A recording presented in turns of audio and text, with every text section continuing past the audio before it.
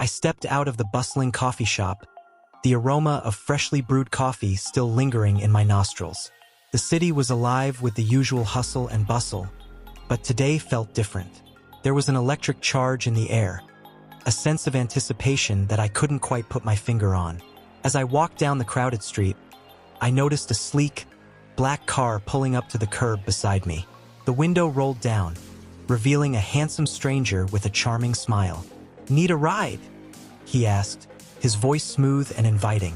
I hesitated for a moment, weighing the risks and the thrill of the unknown. Something about his eyes, a mix of mystery and warmth, drew me in. I found myself nodding, a small smile playing on my lips. "Sure, why not?" I replied, opening the door and sliding into the passenger seat. The interior of the car was immaculate, the leather seats cool and comfortable. As we pulled away from the curb, I couldn't help but feel a mix of excitement and nervousness. This was completely out of character for me, but there was something about this stranger that made me want to take a chance. We drove in silence for a few moments, the cityscape blurring past the windows. I stole glances at him, taking in his strong jawline, the way his hands confidently gripped the steering wheel. He caught me looking and flashed another smile, this time with a hint of amusement. "I'm Alex, by the way," he said, extending a hand. I took it, feeling the firmness of his grip. "And you are?" "James," I replied, my voice steadier than I felt. "Nice to meet you, Alex." The conversation flowed easily after that, as if we had known each other for years. Alex told me about his love for travel, his dreams of seeing the world. I shared my passion for art, the way colors and shapes could tell a story. We laughed, we joked, and with each passing mile, I felt more at ease. The city lights began to fade, replaced by the quieter, more serene suburbs. As we pulled into a driveway leading to a beautiful modern house, I realized I had no idea where we were. Alex parked the car and turned to me, his eyes soft and inviting. "Would you like to come in for a drink?" he asked, his voice low and gentle. I hesitated for a moment, the reality of the situation sinking in. But the allure of the unknown, the thrill of the adventure, was too strong to resist. "Sure," I said, my heart pounding in my chest. As we walked up to the house, I couldn't shake the feeling that this night was going to be one I would never forget. The front door opened, revealing a cozy, inviting living room. But as we stepped inside, I noticed something that made my heart skip a beat. There, on the wall, was a painting that looked eerily familiar. It was a piece I had created years ago, a piece I had thought was lost forever. "How did you?" I started, my voice trailing off as I turned to Alex. He smiled, a knowing look in his eyes. "I have my ways," he said, his voice barely above a whisper. And with that, I knew that this night was far from over. The adventure had only just begun, and I was about to step into a world I never knew existed. As I stood there, transfixed by the painting, Alex gently took my hand and led me further into the house. The living room was adorned with an eclectic mix of art and furniture, each piece telling a story of its own. I couldn't help but feel a strange sense of familiarity, as if I had been here before. Alex guided me to a plush sofa, where we sat down, the soft lighting casting a warm glow over everything. "So, how did you end up with my painting?" I asked, my curiosity piqued. Alex leaned back, a thoughtful expression on his face. "I came across it at an art exhibition a few years back," he explained. "It was love at first sight. There was something about the colors, the emotions it evoked. I just had to have it. I tracked down the artist, but by the time I found you, the painting was already sold. I managed to convince the buyer to part with it, and it's been with me ever since." I was taken aback by his dedication and passion. "That's incredible," I murmured, feeling a connection to him that went beyond mere attraction. We talked for hours, sharing stories, dreams, and secrets. The more we talked, the more I felt drawn to him, as if an invisible thread was pulling us closer together. As the night wore on, Alex suggested we move to his bedroom, where it was more comfortable. I agreed, the allure of the unknown still strong. His bedroom was a sanctuary, decorated with more of my artwork, each piece carefully placed as if it were a shrine to my creations.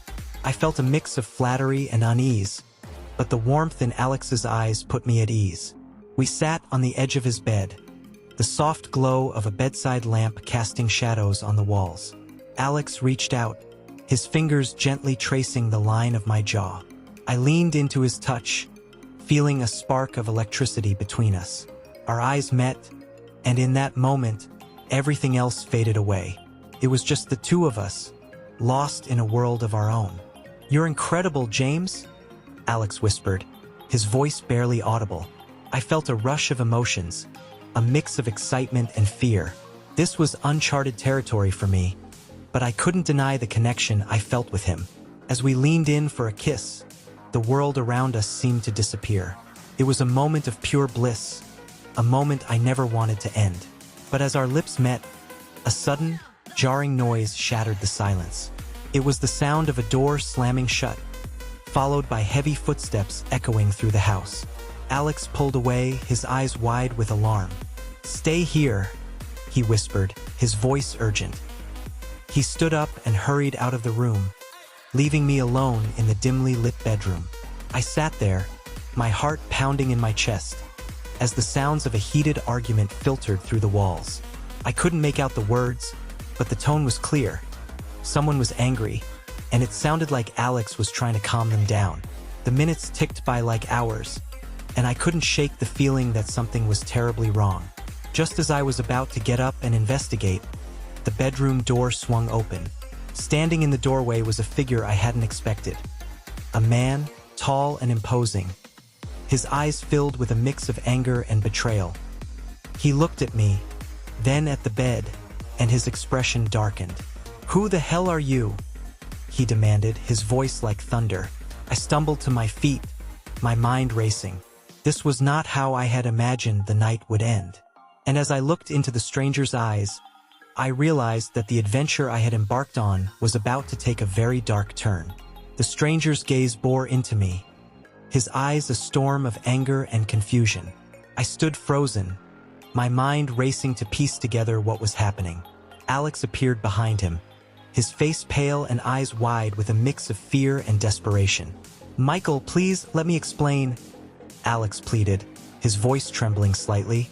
The stranger, Michael, turned to face Alex, his expression hardening. "Explain what, Alex? Who is this? And why is he in our bedroom?" Michael's voice was like ice, sending a chill down my spine. "Our bedroom." The words echoed in my mind, and suddenly, the pieces began to fall into place. Alex hadn't just brought me to his home. He had brought me into a situation I never could have imagined. Alex looked at me, then back at Michael, his expression a mix of guilt and regret. "Michael, this is James. He's an artist. I met him tonight and we were just talking. I didn't think you'd be home so early." Michael cut him off with a harsh laugh. "You didn't think I'd be home? Alex, this is our home, our life. How could you do this?" I felt like an intruder, a spectator in a drama that was quickly spiraling out of control. I took a step forward, my voice steady despite the turmoil inside me. "I'm sorry, Michael. I had no idea. Alex invited me here, and I didn't know." Michael turned to me, his eyes filled with a mix of pain and anger. "You didn't know? You didn't think to ask? You just waltz into someone's home, into their bedroom, without a second thought." His words stung, but I couldn't deny the truth in them. I had been so caught up in the moment, in the thrill of the adventure, that I hadn't stopped to consider the consequences. I looked at Alex, hoping for some explanation, some reassurance, but all I saw was a man caught in a web of his own making. Alex reached out to Michael, his voice pleading. "Michael, please. I never meant for this to happen. I got carried away. I'm sorry." Michael stepped back, his expression unyielding. "Sorry isn't enough, Alex. You've crossed a line. You've betrayed our trust, our love. I can't just forgive and forget." The room fell silent, the weight of Michael's words hanging heavy in the air. I felt a pang of guilt, a sense of responsibility for the pain I had inadvertently caused. I turned to Alex, my voice soft but firm. I think I should go. This is something you two need to work out on your own. Alex looked at me, his eyes filled with a mix of regret and longing. James, I'm so sorry. I never meant for any of this to happen. I got caught up in the moment. I nodded, understanding his sentiment but knowing that words couldn't undo the damage that had been done. I turned to Michael, my voice sincere. I'm truly sorry, Michael. I never meant to cause any harm. I hope you can find a way to forgive Alex, and maybe even me. Michael looked at me, his expression softening slightly. I appreciate your apology, James, but this is something Alex and I need to work through. You should go. I nodded, turning to leave the room. As I walked out of the bedroom, I couldn't shake the feeling of regret and loss. What had started as a thrilling adventure had turned into a nightmare, a web of deceit and betrayal that I never saw coming. I made my way through the house, the once inviting space now feeling cold and unwelcoming. As I stepped out into the night, the cool air hit me like a slap in the face. I looked back at the house, the warm glow of the lights now feeling like a distant memory. I had stepped into a world I never knew existed, and now I was leaving it behind, forever changed by the experience. The adventure was over, but the consequences would linger. A reminder of the night I took a ride with a stranger and ended up in his bedroom. As I walked away from the house, the night air was crisp and unforgiving, much like the reality that had just slapped me in the face. The streets were quieter now, the city's usual buzz reduced to a distant hum. Each step felt heavier than the last, my mind a whirlwind of regret, confusion, and a lingering sense of betrayal. I couldn't shake the image of Michael's face. The pain and anger etched so deeply that it felt like a physical blow. I pulled out my phone, the screen lighting up with a barrage of missed calls and messages from friends who had been trying to reach me all evening. I ignored them, dialing a cab instead. As I waited, I leaned against a lamppost, the cool metal grounding me in the present. The minutes ticked by slowly, each one feeling like an eternity. The cab finally arrived, and I slid into the back seat, giving the driver my address in a voice that felt distant and hollow. As we pulled away, I looked back at the house one last time. The lights were still on, casting a warm glow that now felt like a cruel joke. I turned away, focusing on the road ahead, trying to push the memories of the night out of my mind. The ride home was a blur. The city lights passed by in a kaleidoscope of colors, but I saw none of it. My thoughts were consumed by the events of the evening, the initial thrill, the connection with Alex, and the devastating fallout. I had been so naive, so caught up in the moment that I hadn't seen the signs. Alex's charm, his easy conversation, his beautiful home. It had all been a facade, hiding a reality I never could have imagined. As the cab pulled up to my apartment, I paid the driver and stepped out into the familiar surroundings. The building looked the same, but everything felt different.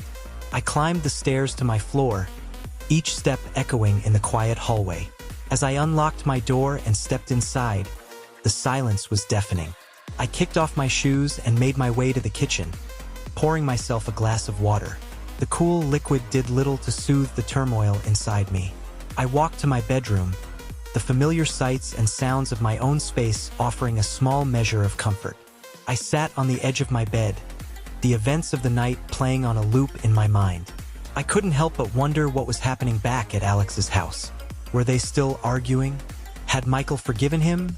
Or was their relationship beyond repair? The thought of the pain I had inadvertently caused gnawed at me, a constant reminder of my own foolishness. I picked up my phone, scrolling through the missed messages.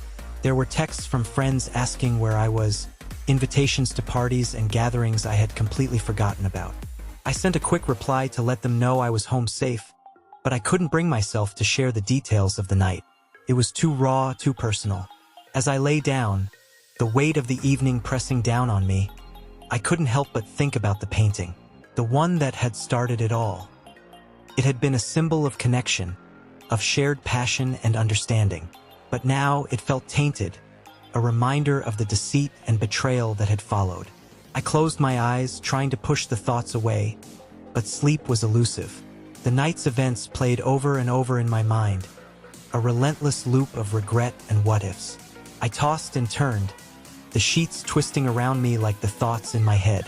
As the first light of dawn began to filter through the curtains, I finally drifted into a fitful sleep. But even in my dreams, I couldn't escape the memories of the night. The thrill of the ride, the connection with Alex, the devastating confrontation with Michael.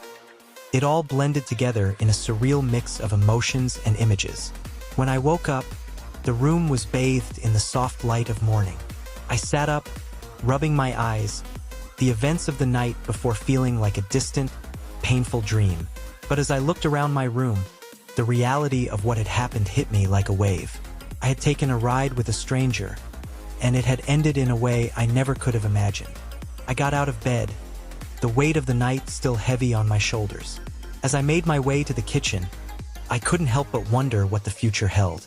Would I ever see Alex again? Would Michael forgive him?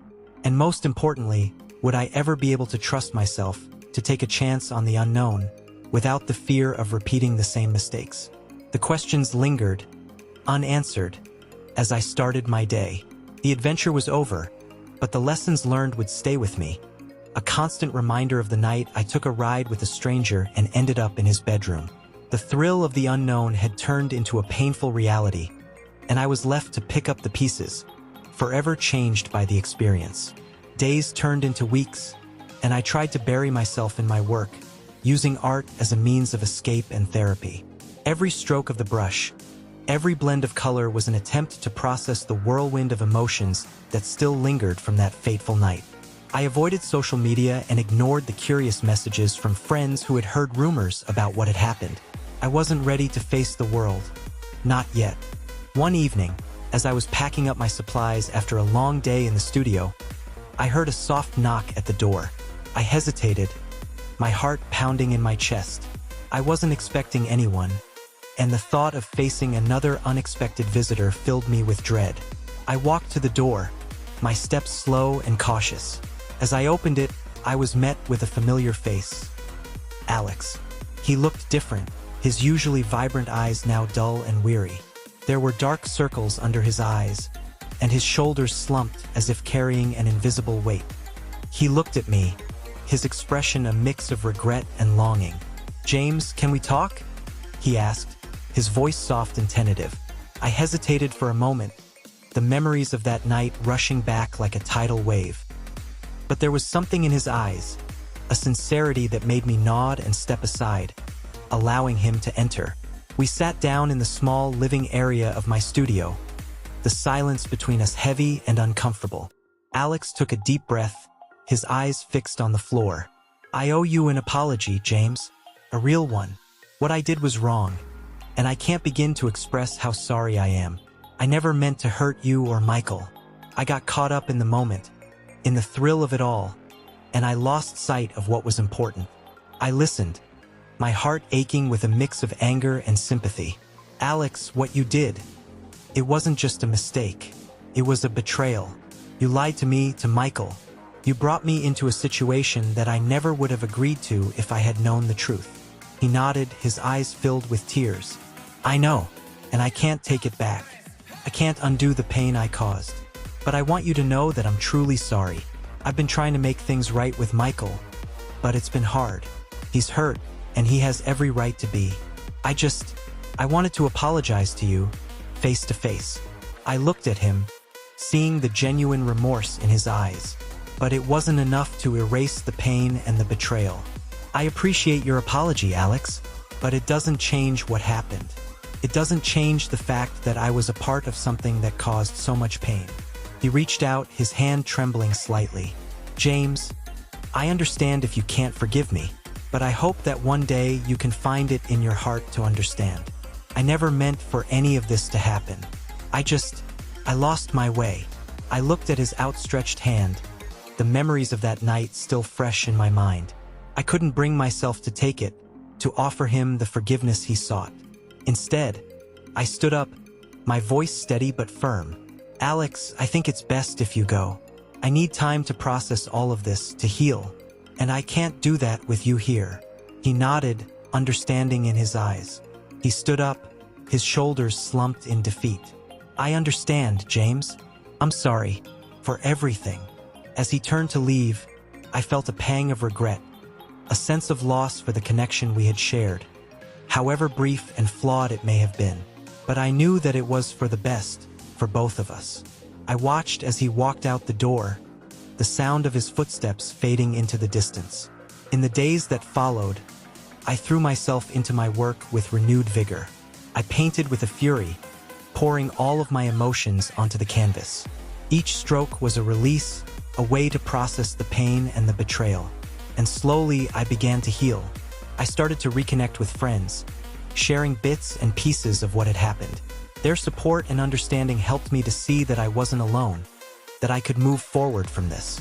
I even started to venture out again, cautiously dipping my toes back into the world of dating and socializing. One night, as I sat in a quiet cafe, sipping a cup of tea and sketching in my notebook, I looked up and saw a familiar face across the room. It was Michael. Our eyes met, and for a moment time seemed to stand still.